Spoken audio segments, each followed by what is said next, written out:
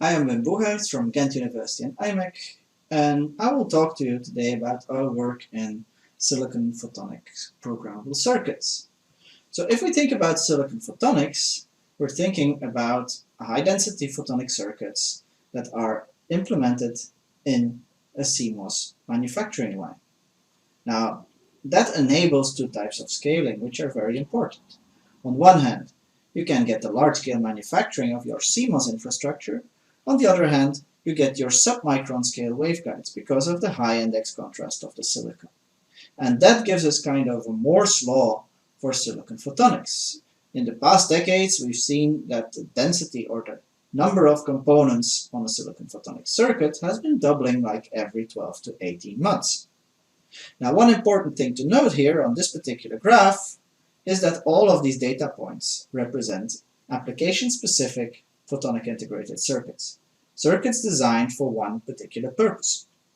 Now, if you think about why this is important, well, let's consider that we want to build a link for a data center. So the first thing we do is we pick a protocol, and then we design, fabricate, package, and test a chip for that.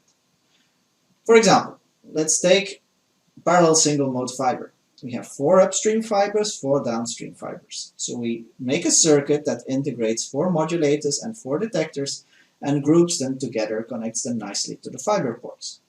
Now, if at some point after you fabricated that chip, you wish to look into a different kind of protocol, for instance coherent communication, you need to do this all over again. Essentially, you now have to take the same modulators and the same detectors and organize them in a different way on your chip in a different circuit. And if you want to do, for instance, wavelength division multiplexing, at that point you need to start again. Take the same modulators and detectors, but now combine them with wavelength filters to do the multiplexing. Now this is costly because essentially it takes you about a year to design, fabricate, package, and test one of these chips. And if you have to do that over and over again, it costs you like $500,000 to $1 million per iteration, not counting the time.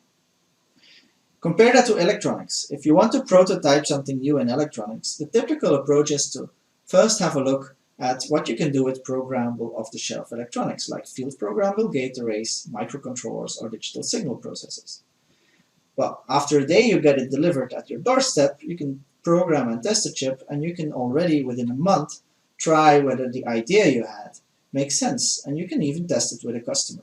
And only if you really need it after that, you design an ASIC. Now, if you look at what such an FPGA looks like, essentially they're logic blocks that can be connected at will by in software programming your interconnects. So where is the photonic equivalent of that? Can we find or can we make photonic integrated circuits that can be reconfigured in software to perform different functions? Really multifunctional circuits, so that you can use for different types of applications. Now, how would such a circuit be made? Well, it would have at least optical interfaces, so you would have fiber interfaces. But optics is also really good at processing high-speed microwave signals. So you can also imagine that it has high-speed interfaces for RF input, which immediately translate the RF, the high-speed signals, into an optical signal, so using modulators.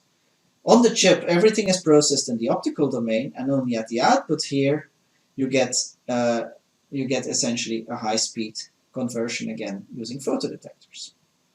Now, at the center of this circuit is a waveguide mesh with tunable couplers and phase shifters that can couple all these ports together in any linear combination you like. And that's important. These waveguide meshes consist of what we would call a 2x2 optical gate. It's a combination of tunable couplers, which control the coupling between the waveguides, and phase shifters, which control the phase delay between the two waveguides. And together, you can essentially use these components to construct any possible connection matrix between all input and output ports. Now, the first example of such a circuit was demonstrated by the Polytechnical University in Valencia, the group of José Capman. And already with this 7-cell circuit, you can implement 100 different types of functions on that circuit. For instance, you can just route light between any input and output port. So you can just, by changing the coupling from bar to cross state, you can control the direction of the light. You can even route it back onto the input. And you can do that for multiple port combinations, even to the point that you can route at least 2 paths through the same set of couplers. And because of that, you can also easily have crossings in your optical paths, which is hard to do in a regular photonic circuit. Some of the couplers you can put in a partial coupling state instead of bar and cross and use it as a power distribution network. Or, if you bring the paths again together, you can create interferometers. And now with these interferometers, if you introduce a delay line in one of the 2 paths, you get a filter circuit. And not just Mach-Zehnder filters, but you can, for instance, also implement a loop and route the light in a ring to make a ring resonator. So this allows you to do really complex filter functions in a programmable way. Now, a 7-cell circuit like this is already quite useful, but to really make it multifunctional, you need to scale it up to much larger circuits. And so the question is, how would you scale that up? There's a lot of degrees of freedom here. For instance, you can just extend the circuit in all directions, which we could call radial scaling, but you can also extend it in one direction more than the other, essentially creating a rectangle. And there's quite a lot of different varieties here. Now, a good way of measuring the performance of this scaling is to measure the loss in the longest, shortest path. Essentially, you calculate the shortest path between every 2 ports in your mesh, and then you take the longest of those. And depending on how you scale, and in this case we count the scaling as the number of unit cells we are using in the mesh, you see that a radial scaling actually gives you the lowest loss, which is intuitively understandable because it represents a circle. It's a circle geometry, while a rectangular scaling with a sharp aspect ratio gives you a much longer paths and therefore a higher loss. Now, the second challenge is, once you have the scaling shape of your mesh, you need to lay it out on a chip. And typically you don't want to do this in these hexagons, but you want to put all your phase shifters and tunable couplers in either horizontal or vertical direction, because it facilitates your metal routing and it reduces your variability. Now, there's many ways to do that, and for instance, one example like this one here, we've implemented that in a 7x7 mesh. So this is 49 hexagonal cells, and you indeed see that they're connected like that. Now, it's important in these connections that you match all the path lengths. You can't just use arbitrary connections. You have to make sure that all the optical paths are well controlled. Now, to scale this up, there's a couple of things we need. First of all, we need really good 2x2 gates. So these phase shifters and tunable couplers need to be compact, short, have low optical loss, and consume not a lot of electrical power. And then you need to be able to implement hundreds or thousands of them on a chip. And you need to be able to electrically control them. So you need to be able to wire everything up and connect it to the electronics. Now, let's have an example in the platform that we're using, which is IMEC's ISIP50G platform. Now, the easy way to make a tunable element is to use heaters. For instance, you can do that with tungsten heaters that are routed on top of the waveguide, or with doped silicon heaters that are routed next to the waveguide. Now, this is an example of a 2x2 gate, which we've implemented with a thermally controlled Mach-Zehnder interferometer. So you have a splitter here, you have 2 arms with a phase shifter in them, and then you have a combiner. Now you can control the coupling by heating up one of the 2 arms, essentially creating a differential phase shift, which routes the light to either the top or the bottom waveguide. Or you can use it as a phase shifter by using the 2 phase shifters or the 2 heaters in common mode, essentially applying the same phase shift to both waveguides. Now that sounds a bit more simple than it is, because heaters effectively have a quadratic response. The phase shift is proportional to the square of the voltage or the square of the current that you send through. So that means if one of the heaters has already a certain bias, because you have implemented a certain coupling ratio, you need to be careful on how you introduce this common mode driving. And so you see that while the first heater, which starts at 0, is just a linear increase in voltage, the other heater has to match that by following a parabolic trajectory. And like we see here, that gives you indeed a constant output power and an oscillating output phase. But it's not that trivial. You need to know your heaters very well to make that happen. Now, heaters have a big problem. If you scale it up to thousands of heaters on a chip, everything will get really hot. So you get thermal crosstalk, you need a lot of power consumption. So we need better phase shifters to scale this up to larger numbers. And one way to do that is essentially to open up your waveguides or your backend stack down to the waveguide and then fill these cavities with liquid crystals. And liquid crystals are a really strong electro-optic material, so it allows you to do, with an electrostatic actuation, reorient the liquid crystals and introduce a quite strong phase shift. And this is some work that we recently presented at ECIO, where we had a phase shifter, and this is essentially embedded in a Mach-Zehnder interferometer, so we can measure the phase shift. And what we find, after we've infiltrated the cell, is that for a 50 micron length, we can already get a 0.8 pi phase shift for only plus minus 5 volt modulation. So that's quite good, and there's plenty of room for improvement in that device. Now we can take it even further, and if we have these exposed waveguides, we can add a protective layer of aluminum oxide on the chip and then use a vapor HF to remove the underlying substrate.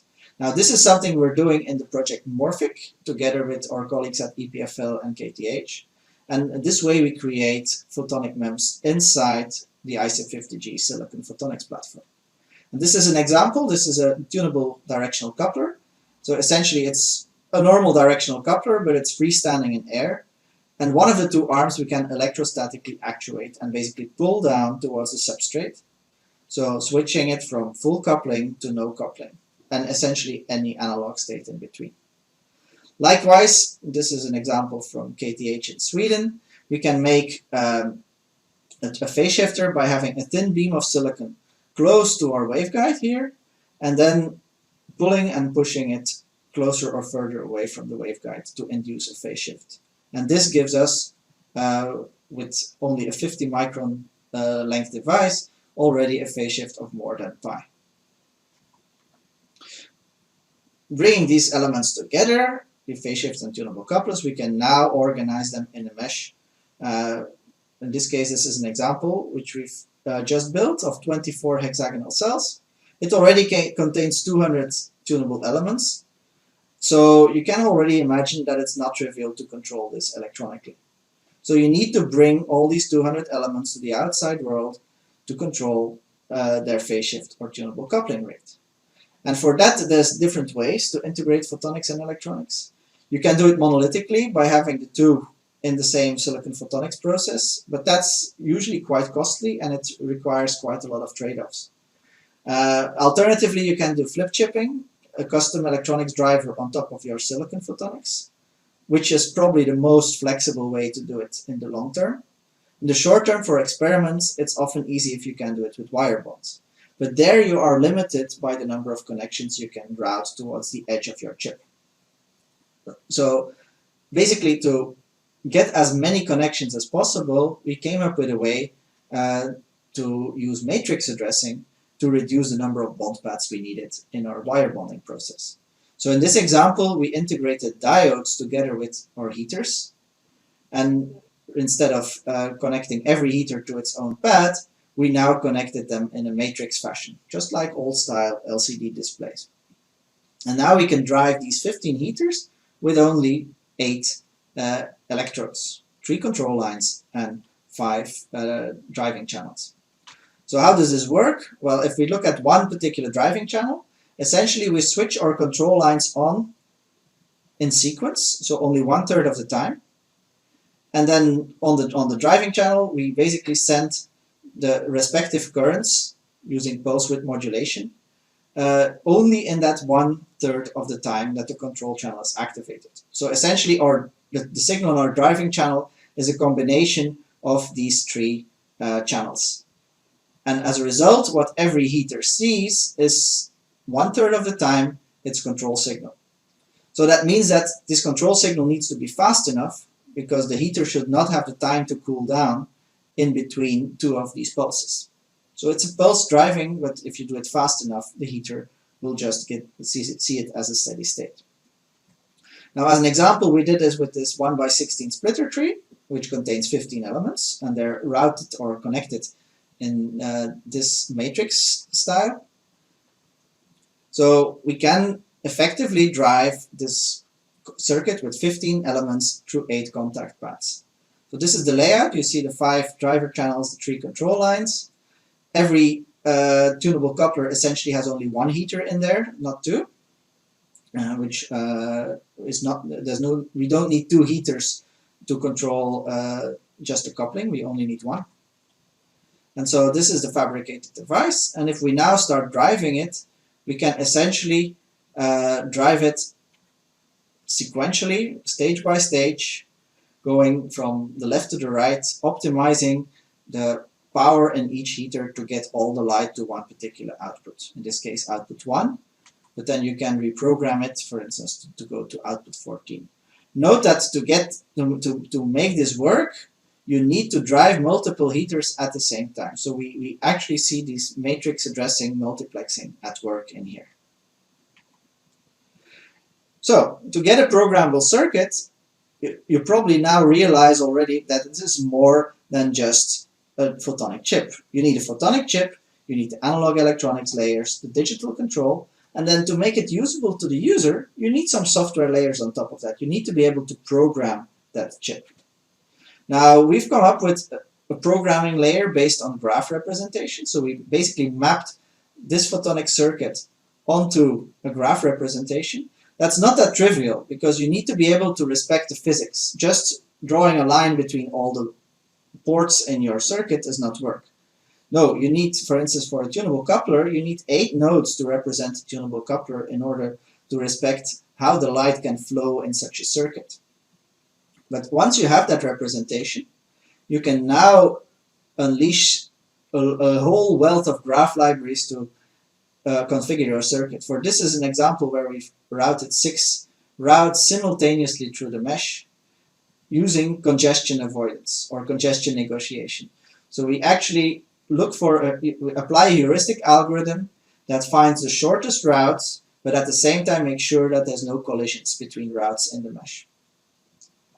An alternative example is a 1 in 6 distribution tree, where we apply 2 types of boundary conditions. So in the left one here, we see that we've used a minimum number of components to do a 1 in 6 distribution, while on the right, we've tried to minimize the power in each of the components, for instance, to reduce the effect of nonlinear losses, like 2 photon absorption. Now, once you have a programmed configuration, that doesn't necessarily mean that everything is perfectly working, because all these elements are analog. They're all analog couplers, tuners. So even if you have your perfect route, you will always get some errors on the coupling due to fabrication or driving errors. So as a result, you get parasitic paths through your mesh. And some of these paths can even go into loops and form ring resonators. So this is not good. For instance, if you have only 1% average error on your couplers, you see that you already get a lot of these spiked resonances in your transmission spectrum, which is usually not what you want. If you go to 3% variations, it becomes really unacceptable. So how to fix this? Well, you can try to make better devices, but there's also logical software ways to correct this. For instance, you can program all the unused couplers, which you're not actively using now, you can program them in cross-state. And that shunts all these parasitic paths to the edge of the chip, essentially suppressing all these resonances. And you can do such an analysis, and we've done such an analysis for a variety of routes and also for larger meshes and even multiple routes in a mesh at the same time. Now what you see is as you start using your mesh more profoundly, so using a larger fraction of your mesh, you get more and more problems to suppress these couplings. Because at the end, you don't have enough tunable couplers left that are unused to correct for the parasitics. Now, it's not just switching between bar and cross, you can optimize that further. So if you look at this example, the first stage here is all in bar, then we have all cross, but then we can further optimize the state of all these couplers to minimize these parasitics. So it's a little bit of thinking of how you want to optimize such a circuit. Now, another way to correct imperfection is to throw more circuit elements at it. For instance, if you have a tunable coupler, it consists of a Mach-Zehnder interferometer. If your two splitter and combiner are not perfect, 50-50, you can never reach the full 0 to 100% range of your coupler. Now, David Miller already introduced in 2015 a way to correct that by replacing every splitter and combiner with a tunable coupler itself. And that way you can get essentially from 0 to 100%. Now, this triples the amount of elements to control. So we simplified this scheme a bit, and we came up with a two-stage design that could do the same thing, but of course requires fewer elements to control. On top of that, we came up with a control algorithm that allowed us to make these couplers very broadband, even if the building blocks themselves are quite dispersive. So we could get essentially coupling from 0 to 100% and in a broadband regime even with very dispersive elements in the middle. We could even apply this scheme to correct other elements in a silicon photonics platform. For instance, phase modulators are not really phase modulators in silicon photonics. They also have some amplitude modulation, which you often don't want. But by embedding them in a tunable circuit like this, we could almost completely eliminate the spurious amplitude modulation and essentially turn this element into a pure phase modulator. And we can even control the linearity of that phase modulator. So bringing all of this together, we end up with some circuit like this with optical and electrical interfaces that could be configured to perform multiple functions. For instance, we could configure it as our PSM4 or parallel single mode fiber transceiver by connecting the fiber ports to the modulators and the detectors. But at the same time, we can reconfigure it to connect the modulators as an IQ modulator and connect the input fiber to the detectors in a 90-degree hybrid to make a coherent transceiver. And we can even make use of this mesh to program wavelength filters to do wavelength division multiplexing inside the mesh and essentially make a WDM4 transceiver. And it doesn't stop with transceivers. You can also configure this circuit to function as a switch by connecting inputs to outputs, or to use a distribution tree inside the circuit to connect the phase modulators with the output fibers to do beamforming circuits. So you can actually do a fast sweep of angle with beamforming. Or you can use it, the inputs, the RF inputs and the RF outputs, to turn this circuit into a microwave processor by configuring microwave filters inside the photonic mesh. Does this give us one chip to do everything? In theory, yes. In practice, there's trade-offs, and it's the same type of trade-offs that you find in programmable electronics. Because everything is configurable, your chip will be larger and might turn out to be more expensive. It might have a higher loss because you have many more elements there, and it will also have a higher power consumption because everything needs to be tuned.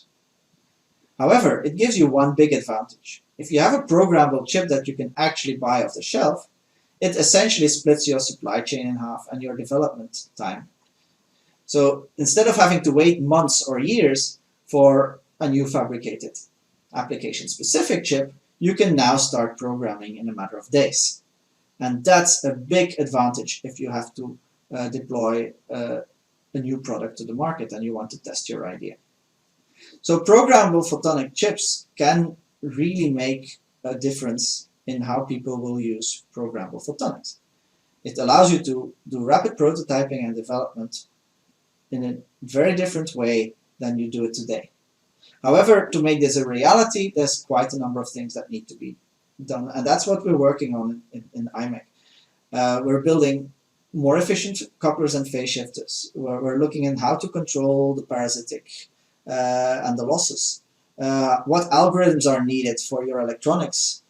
What packaging challenges are there? And in the end, what is the whole technology stack that you will need to bring this technology to a usable level?